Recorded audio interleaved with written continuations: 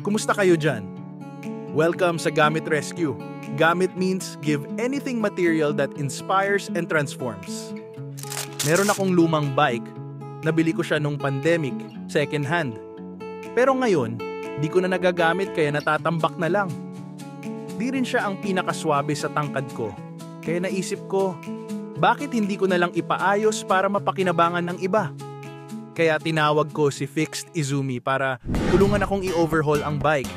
Isa siyang bike mechanic na 19 years old. Nakilala ko lang siya online at gusto ko rin suportahan ang talento niya. Today, i-overhaul niya itong bike.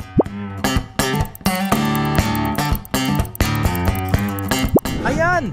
Mukhang mas okay na siya ngayon. Pero may konti pang adjustments pa sa kadena, brake pads, at headset. Salamat kay Fixed Izumi.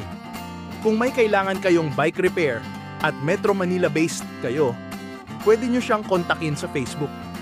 Suportahan natin ang mga kabataan tulad niya na may talento, skill, at sipag.